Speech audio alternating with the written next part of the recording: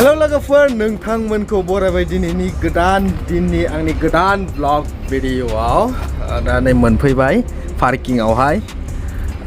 साबि नेगासिनो मैया सानडेमोन दिनै समबार ओमफ्राय साबिखौ मैया गालांदोंमोन गारि बानायनांगौमोन नै आंनिया बेनो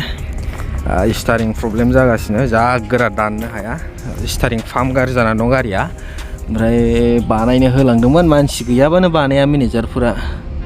बानायाखै दा माला बानायो नायनोसै स्टारिंआ दाननोनो हाया ओमफ्राय साबिजों बन्द जाया गारिया आरो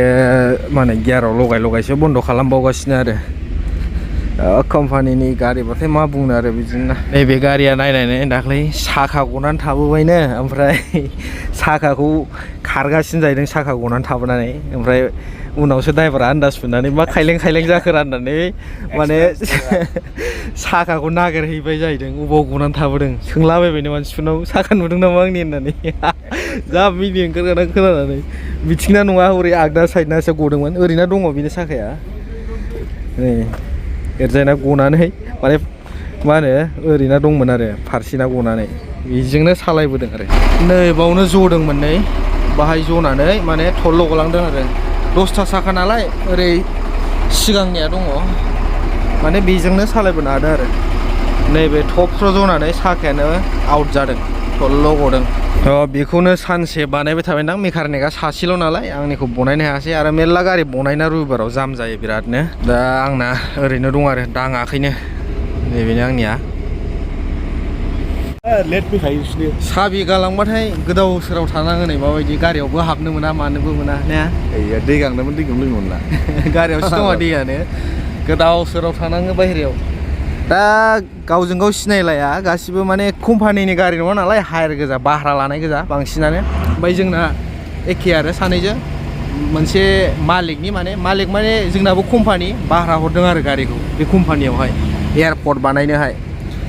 राजानि खामानि नालाय बिराद स्पिड जानांगौ खामानिया ओमफ्राय बिराद बुरजा 100थासो दंदां ने जोंनियावनो माने दस्रा जन खालामनानै होदों जन 1 2 3 4 ओमफ्राय जोंना जन 3आव खामानि दा ओमफ्राय बिदिनो जन 1आवनो जोंना 100थासो दं आरो दामफारा दा भारा गोजा बांसिनानो कम्पानियाव गैयाबाबो 20थासोल' दामफार दंदां 20थानि बारा गैया ओमफ्राय सेस भारा जोब आरो दामफारा बे बेसेबां दं ओंखायनो गावजों गाव सिनायलाया सोरबा दस्रा फैयो सोरबा दस्रा फैयो बिदि जागासिनो दा गोदाननो डिउटियाव ओंखारबाय दा खामानि स्टार्ट जासिगोन दाना JCBआ ओरै ग्रिस गावगासिनो ग्रिस गावखांबाथाय बे JCB जाबाय आरो लड होबाय नैबे हाखौ दा जावनानै समान खालामगासिनो बेबायदि ओमफ्राय एसे आवगोलावनो डाम्पिं खालामदों दा बयबो JCB गैयैखाय गारियाव गावबागाव गारियाव टाइम पास दंजोबथ'यो आरो आंनियानो प्रब्लेमा बे जानानै दं बे साबिनानै बन्द खालामबाबो नै गारिया स्टार्टआव दङ स्टार्ट जागासिनो मिटारा बन्द जाजोबो ओमफ्राय स्टार्ट जागासिनो गारिया साबियाबो बख'जाबावो नै ओमफ्राय स्टार्ट जागासिनो आरो गारिया दा नै स्टार्टआव दङ ओमफ्राय ओरै साबि सोबाय ओमफ्राय मिटार अन खालामबा अन जाबावो नै बे मोनसे ओमफ्राय मोनसे नै स्टारिं अइल फुरा पाम्प गाज्रि जानानै उल्था गारदावबाय थायो अइलखौ माने गोबायो आरो उल्था सेस ओरैबो लोमफैजोब्बाय नै गाहायाव गिसि गोजा स्टारिं अइल सोग्राया उनावनो दं बे फुरा बेजों गोजौजों गोदौफावजोबो आरो पाम्प गाज्रिनि थाखाय मेसिना बिराद गिदिर गोजा कबेलक'नि 520 गोजा माने बकेट मोनथाम होबाथाय बुंखाबाय आरो बकेट मोनथामल' नांगौ फुल दाम्पार जानो ओमफ्राय नैबे सानि मेसिननि ग्रेडार गोदान दंफैयो ग्रेडार एकदम निउ ब्रेन्ड आरो बे कम्पानिनि बियो 6-7थासो दङ गंसेल' बाहायजेनदों दाबो सानि कम्पानि बियो सानि ब्रेन्ड ओरै 220नि थांगासिनो नै केट मेसिन माने बे कबेलक'खौ नायोबाना बिराद फिसा नुसै बिनि बकेटफोरा 220निया 520 फैजोब्बायना नै कम्पानिनि गोजा बियो 520 बिराद गिदिरखा आरो बकेट मोनथामजोंनो दाम्पार फुल जाखायो 520 बियो हेभि नुखायो मेसिनखौबो टाइमा दा 7:47 जाबाय भुटान टाइम बियो इन्डियानि आधा घन्टा बारा भुटान टाइमा 7टानिफ्राय स्टार्ट जायो खामानिया 7टानिफ्राय बेलासिनि 6टासिम जायो ओमफ्राय 10 घन्टा हमो अभार टाइमखौ ओमफ्राय ओरैनो 11 घन्टा जायो आरो 10 घन्टाल' हमो 1 घन्टाखौ जानायनि दानो 1 घन्टाखौहाय लड होजेनबाय नै आइसार प्र'आव पकेट मोनसे हरजेनबाय मोनथामजोंनो फुल जाखायो आरो 520 जों लड होदों मबाइलखौ 520 नङा बे 380 सो होमबाबो पकेटआ एखे 520 नियानो खेबनै जाबाय खेबनैजों खारबावबाय नै पकेट मोननैजोंनो आंबो बावनो लगायनोसै टाउन बायदि जाम जाजोब्बाय नै माने जन 1 2 3 गासिबो जन 3 आवनो मावजोबदों जन 1 जन 2 जन 3 माने आलदा आलदा बानायदों नालाय दा जन 3 आव गासिबो फैनानै मावजोबदों हरै माखासे मा होनोमोनलाय रड कनस्ट्राक्सननि खामानि सोलिदोंनो बेखायनो माने डाम्पिं पइन्टआव जन 2 1 आवहाय खामानि मावनो हायाखै आरो डाम्पिं खालामहैनो हायाखै बिहिर जानायखाय नै जोंना आसोला सासे हेलो फुरा जाम जादों दिनै 200थासो डाम्पार सोलिदों नै ओरैबो फैयो आरो ओरैनिफ्रायबो फैयो थाव सोबाय टेंकारा फैनानै नै 144 लिटार हाबबाय फुल जाबाय टेंकिया मिटारा ओमफ्राय नैबावनो दं आंना जाया मिटारा गाज्रिसो बिराद गरम जाबाय सान्दुङा बारा जाबाय नै आधा घन्टाल'सै टाइमा हा सिथाबनायखौ एरख्लाय होदों आं बेनो जाबाय डाम्पिं पइन्ट एकदम लांदांथार नै ओरैजिं माबायदि सिथाबनानै थायो हा गिसिना दाख'बाबो गवा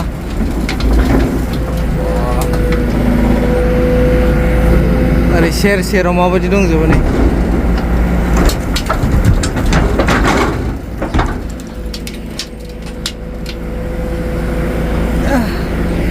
थेंक इउ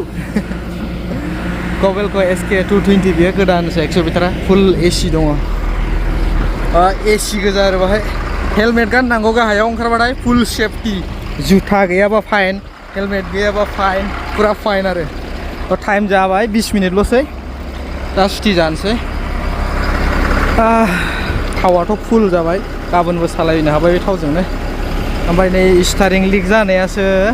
गगासिनो ओमफ्राय गनानै बाहाय सिबाय आरो फुटमेटआव ओमफ्राय क्लास आरो ब्रेक गानायाव लिमोनबाय थादों जुथाया एसे बानायनो थिनबाय दाख्लै सानडे खालि बानायनो होलांबाय सोलाबासिना मेकानिकआबो ओमफ्राय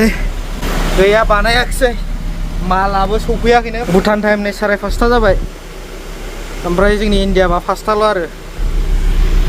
भारत बेन्स गोदान BS6 फैगासिनो नै भारत बेन्स बायदि मोजां गैया यार गारिया सलायनो बरियाखा भारत बेन्सआ फेसिलिटिफ्राबो मोजां साइजआबो मोजां सलायनोबो मोजां बाज्ल'आबो आरो बेबायदि साउन्डबो गेर गाबा आरो भारत बेन्सआव बिराद मोजां ओ बादसा मा टाइम पास बानायो मा टाइम पास कम्पानिनि खामानिबा बिदि खालामा आल्ला टाइम पास 20 मिनिट दंबावो नालाय बेखौ एसे खाथायदों आरो फाइनालि सुथि जानानै टाउनाव हाबफैदों नै रिसार्जनि थाखाय डाटा बेलेन्स बेयो 99 नि 1 GB ल' बिराद दाम गोसा बाहाय इन्टारनेट पेकआ रिसार्जआबो खिन्थु रिसार्जआ 100 हाबो आरो बिसोरनिया ओमफ्राय रेड काटार माबा माबि दंलाबायो मिथिया मा प्लान दं दा बे 99 नि 1 GB आरो 30 days भेलिडिटि बियो पार्क आं बबेबा भिडिअ देखायखाबाय दां आरो नोंथांमोना नुवाखैबा मालाबा देखायफैनोसै टाइम दिरुननानै दा मोनाबाय थांनोबो गोजान एसे बेनिफ्राय 20 किल'मिटार जाबावो न'आ हाय गाइस गुड इभिनिं दा टाइमा जाबाय नै 7:22 न'आव मोनफैबाय फाइनालि मोना फैलायखायो बेबायदिनो मेंनाया जाला फुङावबो बिदिनो 4:30 सिखारनानै थांनांगौ दा इन्डियानि 7:22 न'आव मोनफैबाय फुङावबो 4:30 सिखारनानै थांनांगौ आरो फैबाबो 7:00 अबाव दुगैनो अबाव मानो ओंखाम जानो डाइरेक्ट उन्दुनो गोसो जाफैयो मेंनानै सानसे मानि खारग्लिबाय थानाय ना एकदम हेभि डिउटि आरो बेखायनो भिडिअखौ लाबोबाय थानो हायाखै गोबां मानसिफ्रानो माने खामानि सोंबाय थायो गारि सोंबाय थायो दा ओरैबायदि बे एसे स्टेन्डार्ड कम्पानि ना दाथ' जोंना गारिया हायारसो माने जोंनिया बेलेग कम्पानिसो हो ओमफ्राय जोंनिखौ हायार लाबोदों माने भारा लाबोदों जोंनि कम्पानिनि गारिखौ दा जोंनि कम्पानियाव गारि खालि गैया आरोना ओमफ्राय बे कम्पानियाव दा जिथु खामानि जादों बे एयारपर्टखौ बानायदों रिक्सार आरो बाज्रा होननाय कम्पानि बियो भुटाननि ओमफ्राय बिराद स्टेन्डार्ड कम्पानि ओमफ्राय बेहाय माने ड्राइभार नोंथांमोनहा गारि सालायनोबा खामानि मावनोबा गासिबो लेबारनिफ्राय लानानै इन्टारभिउ जाजोबो बेवहाय स' मोनसे बिसिनि मेल मा दङ बेवहाय डकुमेन्ट साबमिट खालामनांगौ आं नोंथांमोननो बे भिडिअ माला आपल'ड जागोन आंबोथ' बुंनो हाला बे भिडिअ आपल'ड जानाय लोगो लोगो आं इन्सटाग्रामाव स्ट'रियाव लागायगोन नोंथांमोनहा कन्टेक्ट खालामनानै मेल हरनानै दोनबानो जाबाय आंनि नाम बुंबा सिनायनाय नङा रावनिबो माने जोंखौ ड्राइभार ना मा जोंखौल' सिनाया कम्पानिया जेबो मिथिया रावबो सुपारभाइजारबो सिनाया बेयो अफिसियेल मेल आरो माबानि रिक्सार बाजार कम्पानिनि दा दाखालिहायसो इन्टारभिउ जादों दा गारि फैबावगोन बायदि होननाय खोनादों ड्राइभार आरो गोबां लेबारफोरबो नांगौ नामा लेबारखौथ' दा डाइरेक्ट कम्पानिजों हाया बायदि नामा दा हाथिसार दादगारियावहाय मोनसे लेबार इउनियन अफिस दङ बेहायसो कन्टेक्ट खालामनानै हाबनांगौ नामा लेबारनि बादै आं मिथिया बुंनो रोङा खिन्थु अपारेटर्सफोरखौहाय कम्पानियाव एक्सेप्ट खालामो डाइरेक्ट पास बायदिसिना बानायनानै दा नोंथांमोनहा बे मेलाव माने मा डकुमेन्ट्स नांगौ आरो मा एक्सपिरियेन्स सार्टिफिकेट बियो मा नांगौ बेखौ शेयार खालामबानो जाबाय आं स्ट'रियाव लागायगोन इन्सटाग्रामाव नोंथांमोना फल' खालामाखैबा इन्सटाग्रामखौ फल' खालामबानो जाबाय आं सिगांनिफ्रायनो बुंबोबाय थागासिनो अबेबा मोनसे माने पस्ट खालिफोर ओंखारबा होगोन होननानै आं इउटिउबाव होनो हाया दे बयबो बुजिलाय दा आंबो बुंनो रोङा कम्पानिनि डिमान्डआ माबायदि मा नांगौ मा मावो नोंथांमोनहा मेल खालामनानै पाठायनानै कन्टेक्ट खालामलायो ना मायो जायखिजाया आं मोनसे पस्टार दङ बेखौहाय स्ट'रि लागायगोन आरो इन्सटाग्रामाव नोंथांमोनहा थांनानै नायबानो जाबाय खिन्थु बे 24 घन्टाल' थायो नामा ने माबाया स्ट'रिया 24 घन्टाल' थायो 24 घन्टाल' थागोन नोंथांमोना फल' खालामाखैबा मोनस्लाबनाय नङा दे बे भिडिअखौ बा नोंसोर माला नायदों जेन'बा आं दा स्ट'रि लागायबा गाबोन दा बायदिसिम थाबायना जेन'बा 24 घन्टासिम थागोन स्ट'रिया नोंथांमोना ओंखायनो फल' खालामनानै ला इन्सटाग्रामाव थ' बिदिब्ला आं दा कल्ड ड्रिंक्स लोंदोंलै दे जौ नङा आरो बाहाय जौ निसा बायदिसिनाबो लोंनानै माने गारि सालायनो हाया खामानिबो मावनो हाया फुरा चेक जाजोबो आरो हाबनायनिफ्रायनो मेचिन सुयो ओमफ्राय सेफटि गेटनिफ्राय हाबनायनिफ्रायनो हेलमेट जुथा बे जेकेट सेफटि जेकेट नैबाव दङ आं नुनाय सेफटि जेकेट बिदि गाननानैसो माने एन्ट्रि मोनो आरो ओमफ्राय आइ कार्ड टाइ कार्ड बानायजोबखायो दा रुल्सआ एकदम स्ट्रिक्टनिफ्राय स्ट्रिक्ट जालांगासिनो माने दा खामानिया हानायनिफ्राय हालांसिनमोन नालाय गोजौ लेभेलाव स' बेखायनो दा स्ट्रिक्ट जालांसिनबाय आरो दा नोंथांमोना बेनो आरो आं माथो बुंबावनो माने जावले सोंबाय थायो गारि खालि दं नामा दा गारि सोना होदो कम्पानियाव खालि दंबा होननानै दा आंबो गाज्रि मोनोना बेफोरबायदि कमेन्टखौ नुबाय थायो आंबो सोनो हाया ना दा जोंबो दा कम्पानिनि नङा मालायनि हायारसो जोंनियाव दा खालि गैया गारिया उनफ्राव खालि जाबा आं बेखौबो स्ट'रि लागायगोन नोंथांमोना स्ट'रियाव मोनगोन आरो माबायाव इन्सटाग्रामावहाय दे स' बिदिब्ला दिनैनि भिडिअखौ एसेयावनो फोजोबनोसै नोंथांमोना भिडिअखौ मोजां मोनोबा लाइक खालामदो आरो चेनेलखौ दासिमबो साबस्क्राइब खालामाखैबा साबस्क्राइब खालामनानै लादो दे बिदिबा लोगो मोनसिगोन नेक्स्ट भिडिअआव बाय बाय जै बर' हारिनि